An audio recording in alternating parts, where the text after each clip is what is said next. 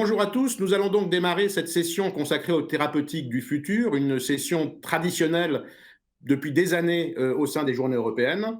Nous avons pour commodérer la session Vincent Probst de Nantes et Barnabas Guelen de Poitiers. Cette session est beaucoup consacrée à l'insuffisance cardiaque, mais le premier orateur est le docteur Franck Bocara de Saint-Antoine qui va nous parler des nouveautés dans la prise en charge de l'hypercholestérolémie familiale. Franck ? Bonjour, merci au Conseil scientifique des JESFC de me permettre de parler dans la session thérapeutique du futur des nouvelles avancées dans la prise en charge de l'hypercholestérolémie familiale. Voici mes liens d'intérêt.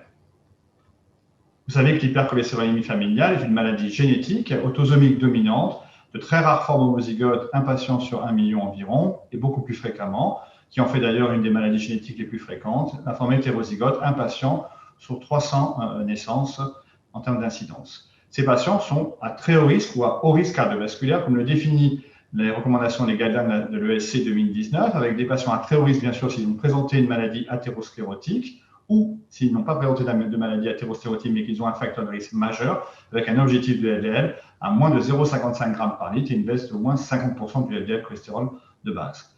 Tous les autres patients atteints d'hypercholestérolémie familiale, FH en anglais, sont des patients à haut risque avec un objectif de LDL à moins de 0,7 et moins 50% de LDL cholestérol. Et donc maintenant, après avoir évalué le niveau de risque du patient, à très haut risque ou à haut risque, avec deux objectifs de LDL cholestérol différents, 0,55 pour le très haut risque, 0,7 pour le haut risque, il va falloir donc titrer finalement le traitement hypolipémiant avec 3 étapes, introduction d'une statine à dose maximale tolérée, plus les éthymyles, et plus l'anticorps anti-PCSK9 finalement, et comme les recommandations le disent ESC 2019, chez les patients FH en prévention secondaire, ceux qui ont déjà présenté un événement cardiovasculaire ou qui ont un facteur de risque majeur. Pour l'instant, on peut considérer, mais il n'y a pas de remboursement, en tout cas en France, chez les patients FH en prévention primaire. Et donc, il y a un besoin médical qui n'est pas comblé, car chez les patients atteints de FH qui ont des niveaux de LDL cholestérol à plus de 2 g par litre, il va être très difficile d'obtenir ces objectifs très durs de LDL cholestérol, en particulier à moins de 0,55 g par litre. D'où l'intérêt d'utiliser des bloqueurs de la synthèse du PCSK9 ou de la production de PCSK9 ou de l'action de PCSK9. Et il y a cette success story des PCSK9 qui, vous savez, a débuté en 2003 avec la découverte d'un gène gain de fonction qu'on a appelé PCSK9 et arrivé en 2015, en seulement à peine 10 ans, à la production d'anticorps anti-PCSK9. Donc il y a deux voies de blocage du PCSK9 qui intervient dans la régulation du récepteur LDL cholestérol, une voie extracellulaire qui baisse de façon transitoire le niveau de PCSK9 et donc qui augmente l'expression des récepteurs LDL au niveau de l'hépatocyte, permettant de capter le LDL cholestérol circulant et donc de diminuer le LDL circulant de façon transitoire d'environ 50%. C'est l'évolucumab, l'alirocumab, ces anticorps monoclonaux totalement humains anti-PCSK9. Et la nouvelle approche thérapeutique vont être une inhibition de la synthèse de PCSK9 avec une inhibition à long terme par voie intracellulaire et extracellulaire. Deux types d'approches. Les oligonucléotides antisens, une technologie à un brin antisens qui va pénétrer l'intérieur du cytoplasme et agir au niveau du noyau en intranucléaire. Et nous allons nous focaliser maintenant sur les ARN, petits ARN interférents, cette technologie nouvelle associant un double bras d'ARN qui va intégrer le cytoplasme de l'hépatocyte, agissant uniquement en intracytoplasmique et non pas au niveau nucléaire. Et de façon plus précise, voyons comment fonctionne et quel est le mécanisme d'action de l'inclisiran, donc c'est cette première molécule ARN, petit ARN interférent, qui va utiliser la voie naturelle des ARN interférents. C'est un mécanisme qui existe déjà et d'ailleurs qui va moduler l'expression de gènes, en particulier de toutes les protéines. Et plus de la moitié des gènes subissent cette machinerie intracellulaire de modulation grâce à ces ARN interférents. Donc là, l'inclisiran est un ARN interférent qui est relié à une protéine GalNAc spécifique avec un récepteur spécifique au niveau du foie. Et donc, on injecte par voie sous-cutanée cet inclisiran avec cette protéine GalNAc. Le récepteur GalNAc qui s'appelle ASGPR va être endocytosé au niveau des cellules hépatiques et uniquement au niveau des hépatocytes. Puis après libération de ce double brin d'ARN qui va maintenant agir au niveau cytoplasmique en se couplant à un complexe qu'on appelait les risques, RNA Induced Silent Complex, qui va permettre de libérer ces deux brins en un brin passager, qu'on appelle passager, qui va être détruit par les enzymes argonautes, et puis un brin guide qui va se lier progressivement au niveau cytoplasmique à l'ARN messager qui code pour la protéine PCSK9 et empêcher finalement la traduction de cet ARN messager et donc empêcher au total la synthèse et la production de façon durable de PCSK9. On le voit notamment dans les études de phase 2 qui ont été réalisées avec Orion 1, des études d'efficacité qui permettent de voir selon plusieurs doses d'inclisiran, une injection à J0 puis à 3 mois. Et vous voyez qu'au bout de 9 mois, avec seulement 2 injections, on a une baisse d'environ 50% stable du LDL cholestérol par voie subcutanée. En ce qui concerne les patients atteints d'hypercholestérolémie familiale hétérozygote, il y a un essai spécifique avec l'inclisiran qui s'appelle Orion 9. Et on voit bien dans cette étude, avec une injection à J0 à 3 mois, puis après tous les 6 mois, ici 9 mois et 15 mois, on a une baisse qui est stable d'environ 45 à 50% du LDL cholestérol chez les patients atteints de FH hétérozygote. Donc, une nouvelle option thérapeutique d'avenir chez ces patients qui ont des niveaux de LDL cholestérol très élevés et donc avec une réduction difficile à obtenir. Et en particulier, ces médicaments vont probablement, en seulement 2 injections par an, réaliser une meilleure adhérence au traitement et donc on aura un temps de parcouru des patients de réduction du LDL cholestérol plus important et donc on peut espérer une réduction plus importante des événements cardiovasculaires. Donc à notre disposition, les statines, une prise de tous les jours avec une difficulté d'observance, les anticorps monoclonaux anti-PCSK9 avec 2 injections par mois et l'avenir probablement, s'il se confirme dans les essais de phase 3 de CVOT, un bénéfice avec ces 2 injections d'ARN petit interférent. Et bien, dans l'avenir, peut-être encore, je reviendrai l'année prochaine, peut-être pour une vaccination et une thérapie génique. Donc au total, PCSK9 est une cible thérapeutique très importante et la meilleure actuellement sur le marché pour baisser le LDL cholestérol des patients atteints d'hypercholestérolémie. On a à notre disposition les anticorps monoclonaux anti-PCSK9 qui réduisent le LDL cholestérol chez les patients atteints de FH et dans la population générale et qui a montré dans la population générale une réduction des événements cardiovasculaires.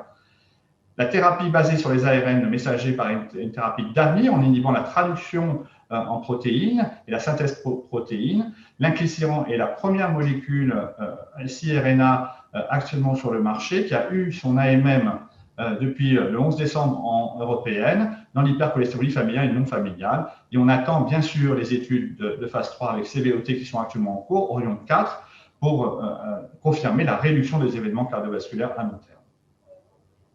Je vous remercie pour votre attention.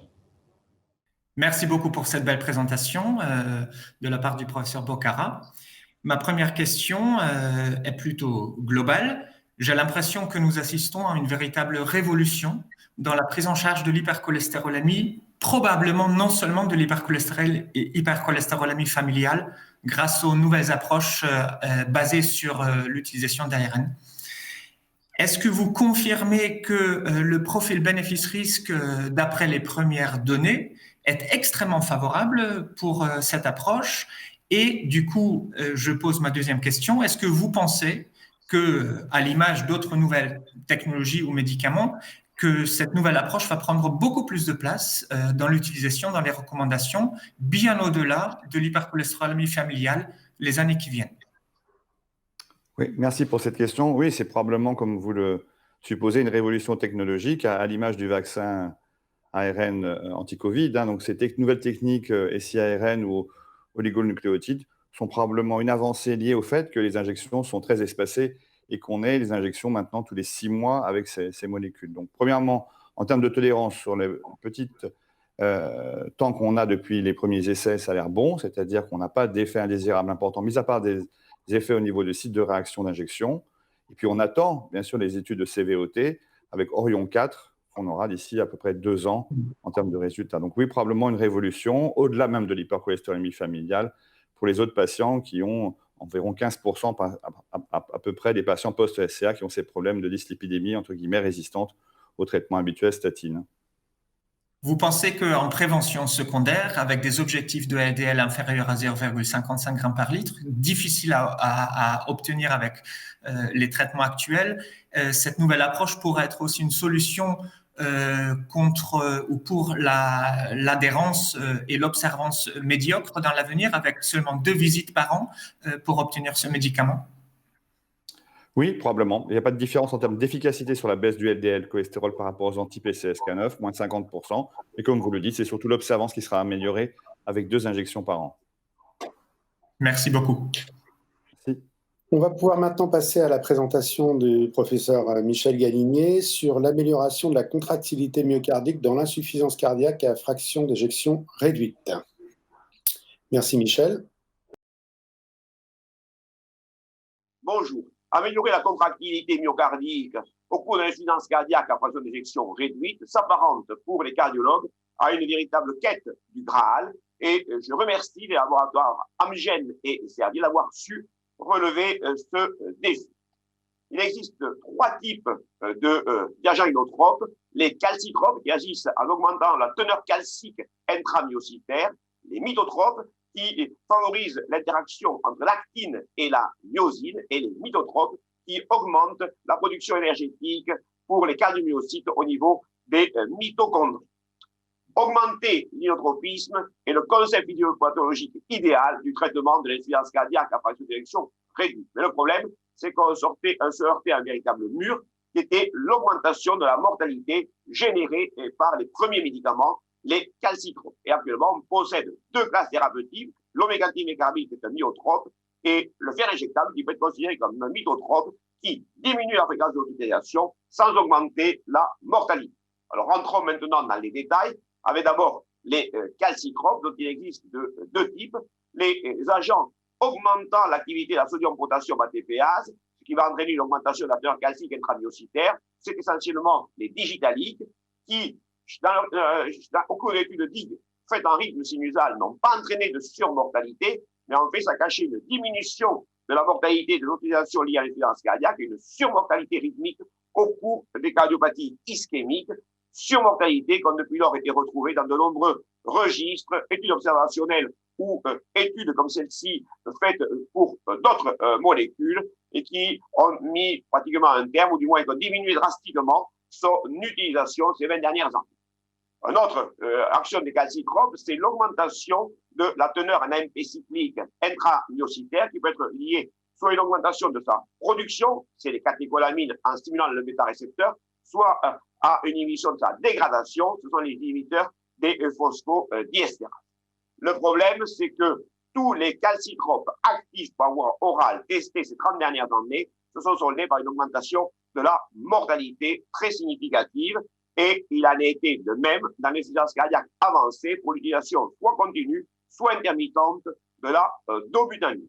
Et du moins dans l'insuffisance cardiaque décompensée où elle a été testée, il en est de même des inhibiteurs des phosphodiesterase qui augmentent également la mortalité. Et donc, il faut s'arrêter de se servir des calcitropes dans l'insuffisance cardiaque avancée, sauf si c'est un bon à la transplantation cardiaque ou à visée et palliative, parce que leur mécanisme d'action même qui est à l'origine de ces effets secondaires, c'est l'augmentation de la teneur calcique intramyocitaire, de la consommation myocardique en oxygène, qui va déclencher les arythmies atriales et ventriculaires, qui va favoriser la mort cellulaire par apoptose et, in fine, augmenter la mortalité. Il faut les réserver au traitement du choc cardiogénique. Ensuite, on a inventé un calcitrope qui était également un myotrope, puisqu'il associe une action d'inhibiteur des phosphodiesterase, une action de sensibilisation calcique qui va sensibiliser les protéines contractiles au calcium. C'est le lévosimendan, mais malheureusement, cette molécule, dans les insuffisance cardiaque décompensée, vous le savez, n'a pas fait mieux en termes de mortalité que la dobutamine. Et donc, finalement, il est actuellement essentiellement utilisé pour sevrer les patients à la dobutamine. Et nous avons donc enfin un vrai myotrope qui est l'omégantim-mécarbide, qui est un activateur direct de la myosine, qui va augmenter le nombre de ponts entre l'actine et la myosine et qui agit sans augmenter la teneur calcique intramyocitaire, sans augmenter la DPNP ou la consommation myocardique en oxygène, qui va simplement allonger la durée de la systole et augmenter ainsi le volume d'éjection systolique. On a deux études avec l'omégantim-mécarbide, une étude de dose qui est l'étude Cosmic Trial, qui nous a montré que la posologie varie de 25 x 2 à 50 mg x 2. Et si on s'intéresse à la globalité des posologies testées, on observe bien une augmentation du temps d'éjection systolique, une augmentation du volume d'éjection systolique, une diminution des volumes cavitaires, une diminution de la fréquence cardiaque et une diminution du NT pro-BNP, ce qui a conduit à concevoir l'essai galactique. On a testé ce produit dans l'insuffisance cardiaque par sélection réduite chez les patients sévères, avec une fraction d'éjection à 35%, qui était en cours d'hospitalisation pour l'insuffisance cardiaque décompensée ou qui en avait présenté une depuis moins de 1 an, versus le placebo. Et on a obtenu une diminution de 8% significative du critère primaire qui associait les laissés cardiovasculaires et les premiers événements d'insuffisance cardiaque aiguë, qui était bien dû à une diminution des événements cardiaques aigus, notamment des hospitalisations pour insuffisance cardiaque, sans augmentation de la mortalité. Vous voyez, le RR de la mortalité, 1,01. Alors, 8%, c'est pas beaucoup, vous allez me dire, mais l'analyse en sous-groupe qui est pertinente, puisque le critère primaire sortait, montre une seule interaction très importante avec la fraction d'éjection, vous voyez, P égale 0,03, et ce sont les patients qui ont la fraction d'éjection les plus basses, inférieure à la médiane de 28%, qui tirent le plus de bénéfices, moins 16% du critère primaire. Et cette étude en sous-groupe nous permet de faire le portrait robot du patient qui va tirer bénéfice de sa cubitrice de l'omecamtiv mécarbide. Ce sont les patients qui ont des fractions d'éjection à 28%, qui ont été récemment hospitalisés pour insuffisance cardiaque aiguë, qui restent en salle 3 au cas des YHA, qui ont un TproBNP élevé supérieur à 2000 et au mieux en rythme sinusal. Et donc, pour finir, un mot sur les mitotropes, avec un seul dont je parlerai, qui est le fer injectable, que le fer est un cofacteur enzymatique, un composant des cytochromes de la chaîne respiratoire mitochondriale, et sa correction par voie intraveineuse par le fer carboxymaltose, quand il existe une carence martiale, entraîne une amélioration de la fraction d'éjection qui est corrélée à l'amélioration de la teneur myocardique en fer. Et on a récemment eu, avec l'étude AFFIRM, confirmation justement que ce produit diminue la fréquence d'hospitalisation après une insuffisance cardiaque aiguë sans augmentation du risque de décès cardiovasculaire. Et donc, nous possédons enfin 2 inotropes qui ne tuent pas et qui diminuent le risque de décompensation cardiaque. Le fer injectable qui doit être utilisé très largement dans l'insuffisance cardiaque chronique, mais maintenant également dans l'insuffisance cardiaque aiguë. Et puis, pour les cas les plus avancés, insuffisance cardiaque avancée ou décompensation cardiaque récente, un myotrope, l'omecamtiv mécarbide, qui doit être réservé aux patients qui sont les plus sévères, avec une fraction d'éjection inférieure à 30%, qui va être très utile parce qu'on peut le donner chez les patients qui ont une pression artérielle basse, les gens qui ont une insuffisance rénale jusqu'à 22 clérances, et ce sont des patients qu'on ne savait pas comment traiter. Eh bien maintenant, on va posséder cet agent qui va nous rendre beaucoup de services dans l'insuffisance cardiaque sévère. Donc, espérons qu'il soit commercialisé maintenant le plus rapidement possible. Merci de votre attention. Merci Michel. On voit donc qu'il y a différents traitements qui peuvent être utilisés pour essayer de traiter cette insuffisance cardiaque à fonction préservée. Est-ce que tu penses qu'on va utiliser tous les traitements ou qu'il y a différentes situations où on va utiliser plus spécifiquement un traitement? Clairement, il faut avoir une utilisation spécifique. Pour le choc cardiogénique, il faut rester fidèle aux médicaments qui augmentent la MP cyclique, les calcitropes. Et le premier, c'est la dobutamine. Ensuite, pour le sevrage de cette dernière, on va avoir un calcitrope qui est un myotrope, le lévosimendan. Et enfin, en voie orale, on peut avoir recours, si on a un rythme sinusal, je l'espère, à un myotrope l'omecamtiv mécarbide, ou si on est en fibrillation atriale, à la vieille digoxine. Michel, une question également concernant l'efficacité de ces activateurs de la myosine. L'omecamtiv est le premier de cette liste. On est surpris par la faible effet qui concerne 8%, moins 8% des hospitalisations. C'est ça l'efficacité du produit. Est-ce que cela explique le retrait de Servier de la commercialisation ou de la promotion de ce produit en Europe? Probablement le cas, Albert. Nous sommes dans un médicament qui est orphelin de grands laboratoires, puisque le retrait de Servier suit le retrait d'Amgen. Et pourtant, tu diminues de 16% ces événements dans le groupe à fraction d'éjection inférieure à 28%, de 25% dans le groupe avec NT-proBNP supérieur à 2000 en cours d'hospitalisation. Dans des médicaments dont aurait eu besoin tes patients, Albert. Et c'est bien dommage qu'ils soient devenus orphelins. Il faut que Cytokinétique relève le défi. Et dernière question, est-ce que vous pensez qu'en dehors de fer IV, est-ce qu'il existe un avenir pour l'utilisation, pour améliorer la contractilité myocardique? Les calcitropes ont déçu, les myotropes, les résultats sont mitigés. En dehors des mitotropes, dont le fer injecte, est-ce qu'il y a d'autres avancées à attendre les années qui viennent? Malheureusement, non, mais à la base, pour l'instant, les mitotropes se résument au fer injectable qu'il faut utiliser. Par contre, l'argamanu. Entendu. Merci beaucoup, Michel. J'ai le plaisir de donner la parole à Damien Lojard de l'hôpital Lariboisière qui va nous parler des inhibiteurs de SGLT2 dans l'insuffisance cardiaque à FEVG altérée et peut-être aussi préservée. Damien. Bonjour, j'ai le plaisir de vous présenter les limiteurs de SGLT2 dans l'insuffisance cardiaque. Comme vous le savez sans doute, l'efficacité de cette classe thérapeutique représente une avancée majeure pour nos patients à insuffisance cardiaque. Ma diapositive d'intérêt. Alors tout d'abord, quelques mots concernant le SGLT. C'est un cotransporteur sodium-glucose qui a un rôle majeur dans le métabolisme du sucre, notamment au niveau rénal, où il est présent dans la partie proximale du tubule, où il va réabsorber le glucose filtré, qui fait que chez l'infligé sain, il n'y a pas de sucre dans les urines.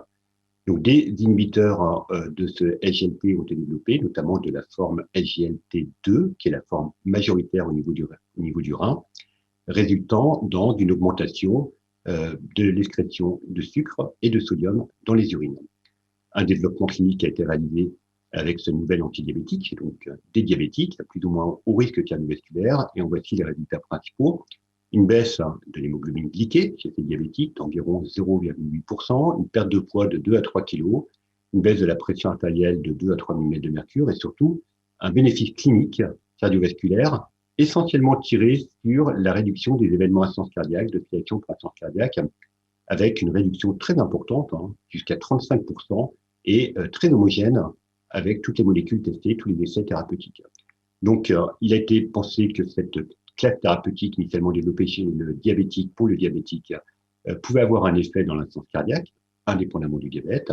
Et un plan de développement a été réalisé avec les deux principales molécules, dapagliflozine et empagliflozine, d'abord dans l'insuffisance cardiaque à effet réduite, puis dans l'insuffisance cardiaque à effet préservé, puis dans le post-infarctus à haut risque de survenue d'insuffisance cardiaque, et enfin dans l'insuffisance cardiaque aiguë. Et donc, sont maintenant disponibles les résultats de l'insuffisance cardiaque à effet réduite avec la dapagliflozine et l'essai DAPA-HF qui a été présenté l'année dernière à l'ESC 2019, et l'empagliflozine dans l'essai Emperor qui a été présenté il y a quelques mois également à l'ESC, mais dans sa section 2020.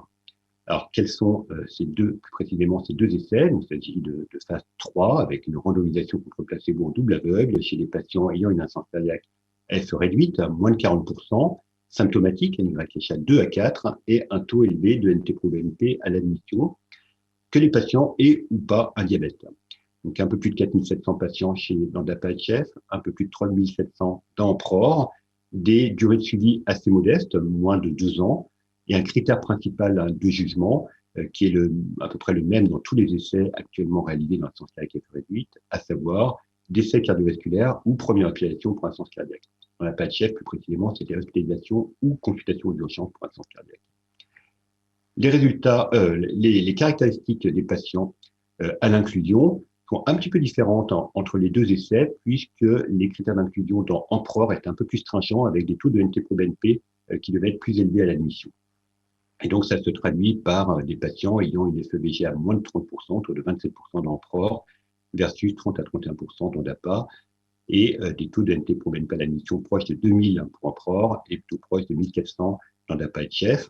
Des patients tous très bien traités, avec Emperor ayant été débuté un petit peu plus tard, un taux de prescription, par exemple, de sacubitril valsartan qui était autour de 20% dans Emperor versus 10% dans la PHF, et des taux d'implantation de resynchronisation des régulateurs tout à fait importants, autour de 30% dans les deux essais.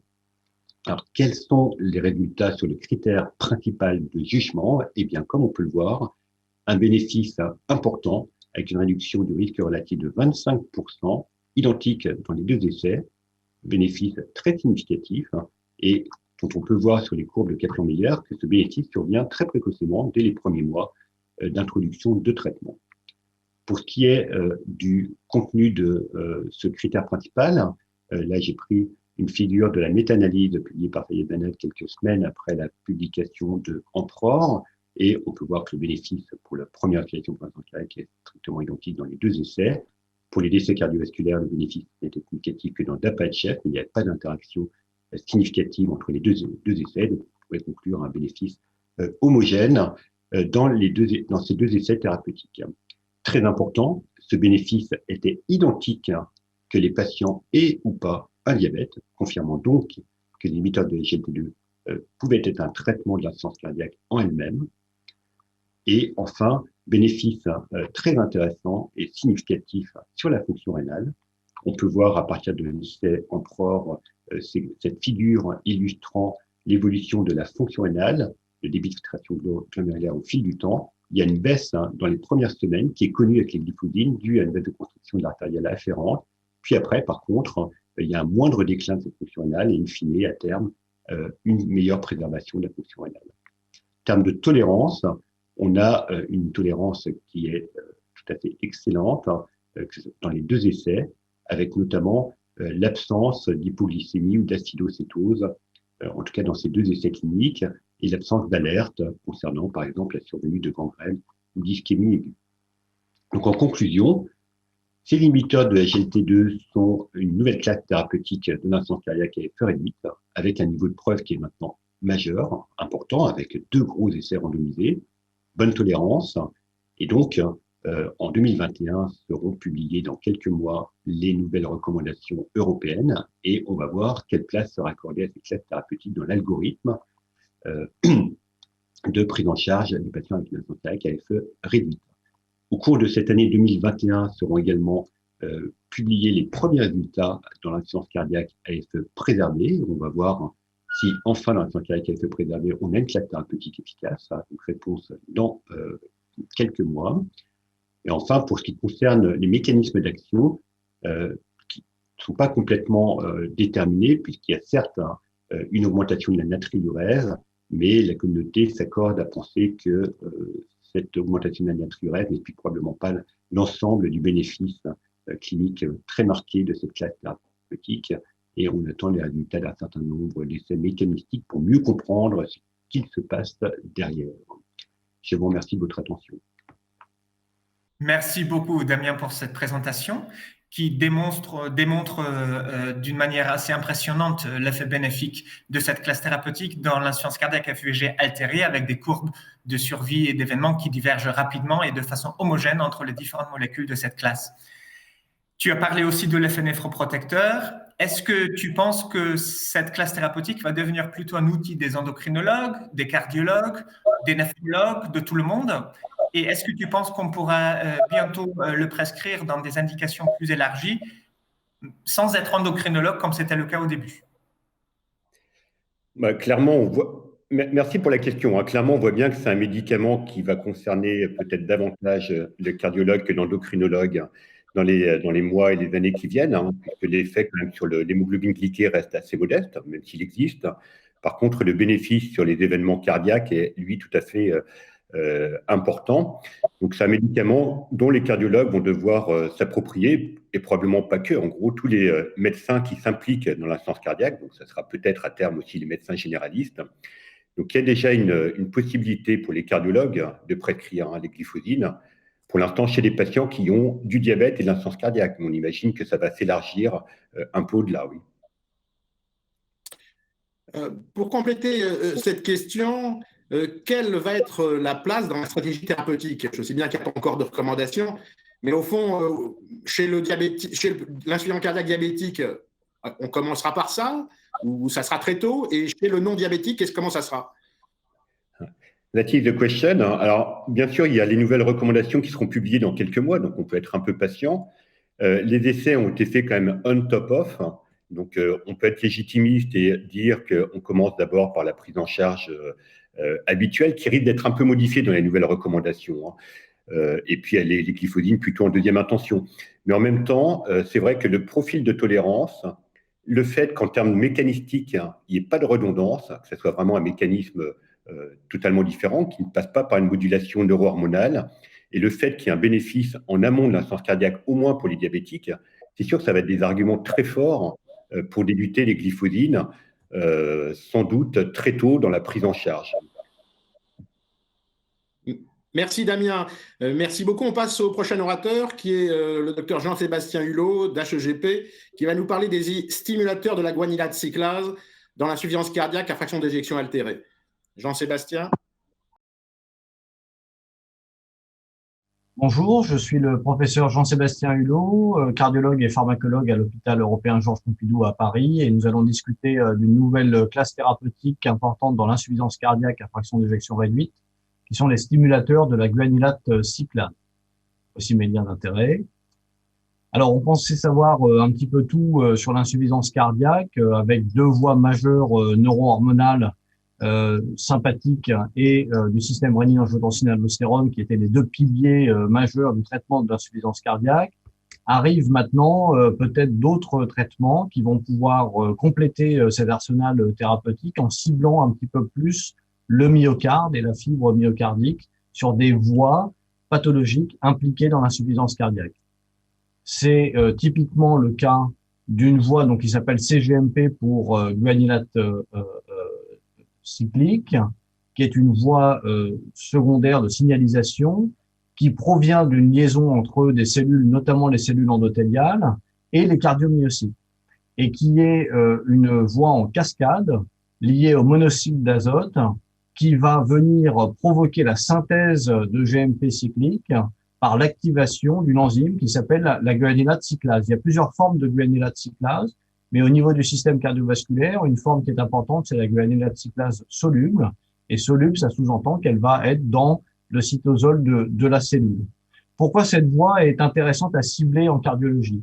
Parce que plusieurs études ont montré que, notamment dans l'insuffisance cardiaque, un stress au niveau des cellules endothéliales amène à une réduction de l'expression et de l'activation de cette voie, avec une réduction notamment de la production de monoxyde d'azote, de NO, qui va concourir à une régression de cette voie qui est plutôt bénéfique.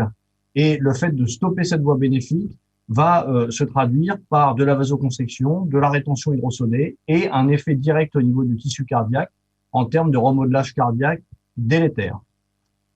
Alors, cette voie était ciblée depuis un certain temps par différentes molécules qu'on avait déjà à disposition, comme les dérivés nitrés, qui sont des donneurs naturels de NO, où on a essayé d'avoir des analogues de peptides natriurétiques, mais tous ces médicaments ont des demi-vies courtes et sont soumis à des échappements thérapeutiques.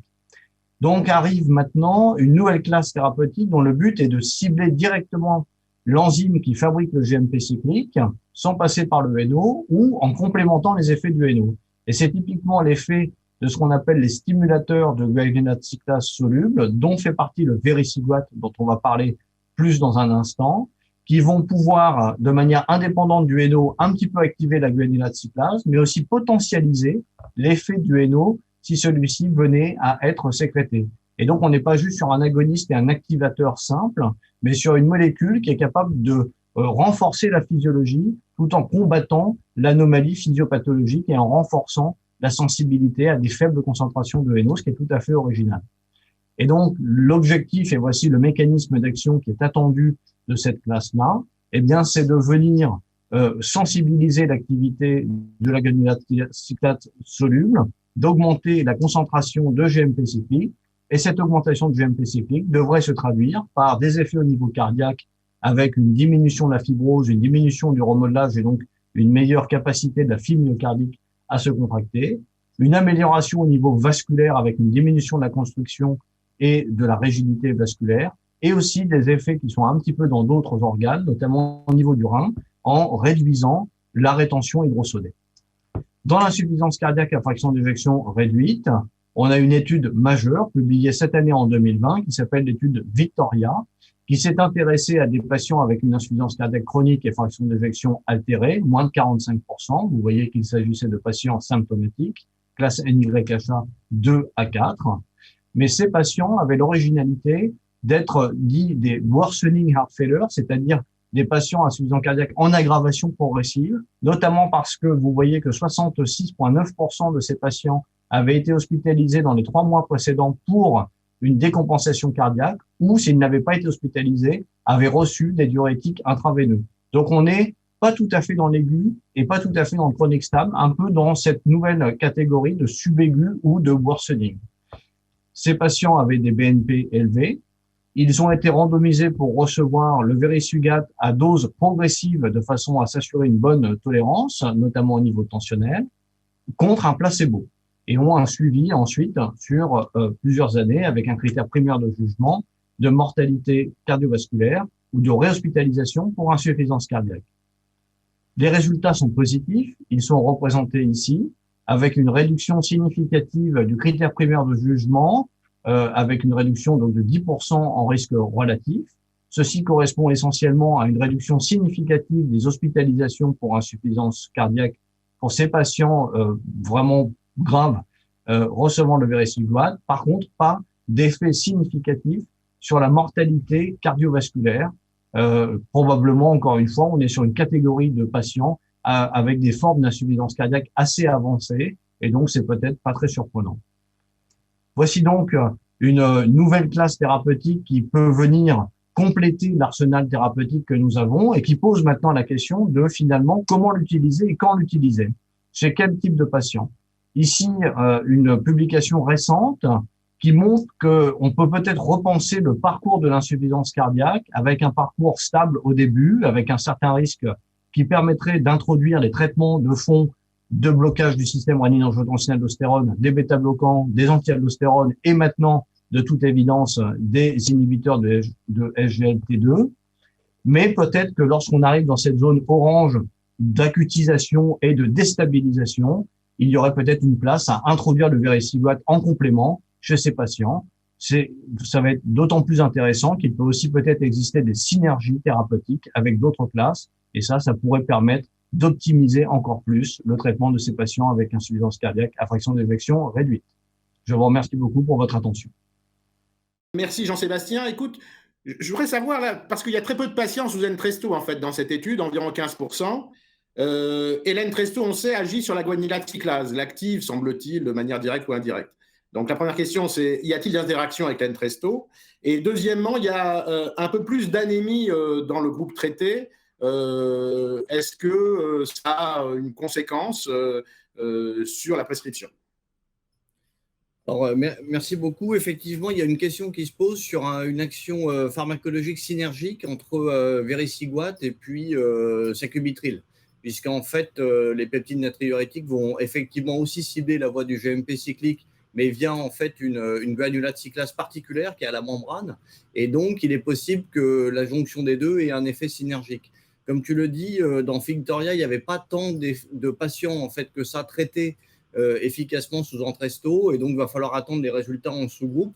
Il n'y a pour l'instant pas d'indication à ce qu'il y ait une interaction significative, mais ça va être intéressant de la pousser. Peut-être que les deux peuvent s'additionner en effet bénéfique ou aussi en effet indésirable. Donc ça va être une question très intéressante. En ce qui concerne l'anémie, il y en a effectivement un peu plus, ça reste raisonnable. A priori, il n'y a pas de conséquences sur le rapport bénéfice-risque, puisqu'on reste avec un bénéfice de la molécule chez ces patients avec des insuffisances cardiaques qui sont assez avancées dans l'essai Victoria. Mais c'est vrai que ça a un peu surpris. On ne comprend pas exactement le mécanisme d'action. Et puis, peut-être que par rapport aux autres molécules qui arrivent, et je pense notamment aux inhibiteurs de SGLT2, qui ont plutôt une indication d'un effet rénal et potentiellement d'augmentation de la sécrétion d'érythropoïétine et donc d'augmentation en fait du niveau de l'hémoglobine, c'est quelque chose qui va peut-être effectivement se différencier aussi chez ces patients, et l'interaction à ce niveau-là va être intéressante à regarder. On n'a pas plus d'informations à ce stade. Merci. Vincent? Merci. On va donc pouvoir passer à la présentation suivante qui va porter sur l'insuffisance cardiaque et les nouveautés dans le traitement des pathologies sur les valves atrioventriculaires par le docteur Louis Labrousse. Bonjour et merci beaucoup de m'avoir convié. Je suis très heureux de vous présenter les nouveautés dans le traitement des pathologies des valves atrioventriculaires. Alors, en termes de liens d'intérêt, je suis entre autres en effet procteur pour Abbott.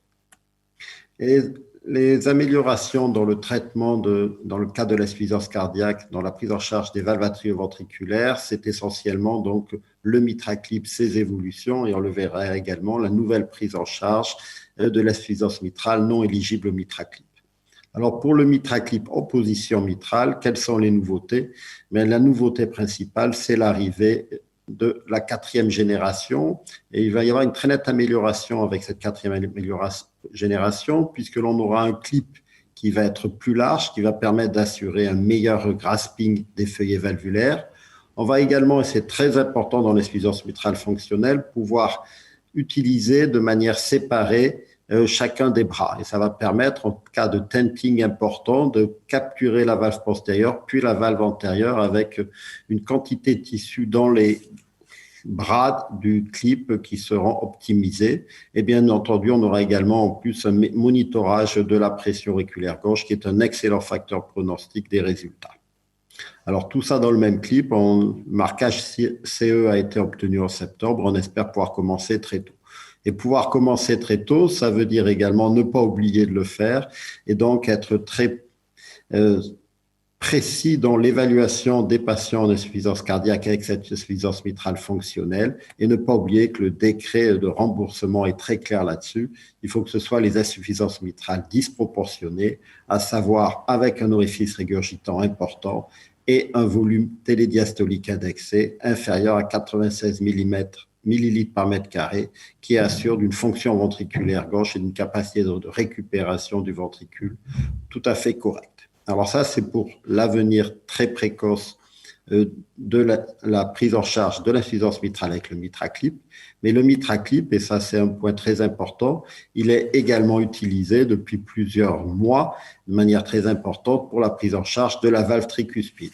Et je vais vous montrer les résultats de l'étude Triluminet. L'étude Triluminet, donc c'est une étude prospective, multicentrique, à la fois en Europe et aux États-Unis, et qui a inclus 85 patients. Alors voilà les résultats à 1 an. C'est des patients âgés avec presque tous en fibrillation auriculaire, plus de la moitié avec des gestes précédents sur la valve tricuspide, avec un Euroscore 2 aux alentours de 10%, ce qui assure d'une mortalité opératoire classique également très élevée. Alors qu'est-ce qu'on a réalisé? On a réalisé en général 2 ou 3 clips qui étaient le plus souvent en position antéroseptale ou avec la closer technique antéroseptale et postéroseptale, et avec le delivery system, c'est-à-dire le système de mise en place du clip spécifique à la tricuspide.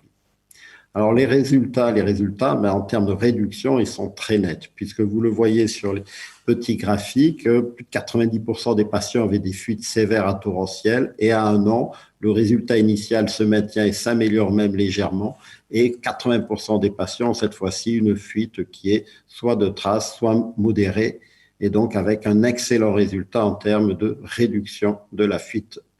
Le point important, c'est que cette réduction de la fuite, il a été obtenu avec pratiquement très peu de complications péropératoires et également au cours de la première année de suivi.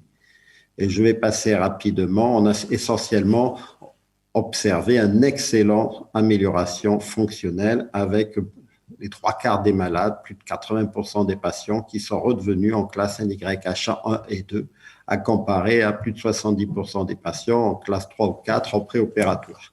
Les questionnaires de qualité de vie, bien sûr, reflètent cette amélioration fonctionnelle des patients.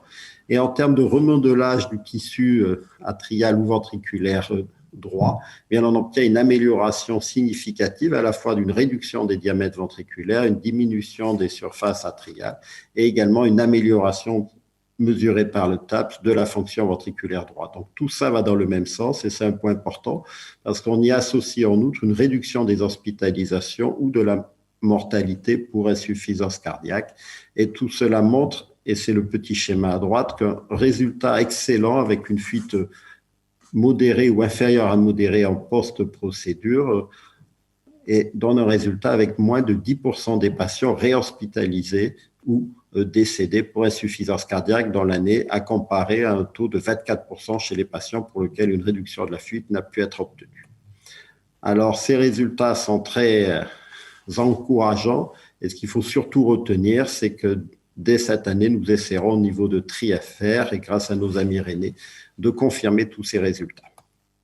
Alors, l'autre grand changement, c'est l'apparition d'une nouvelle valve qui est marquée CE, c'est la valve Tendyne. C'est une valve qui est en implantation transapicale. C'est une valve biologique et cette valve va nous permettre de traiter l'insuffisance mitrale des patients non éligibles au MitraClip.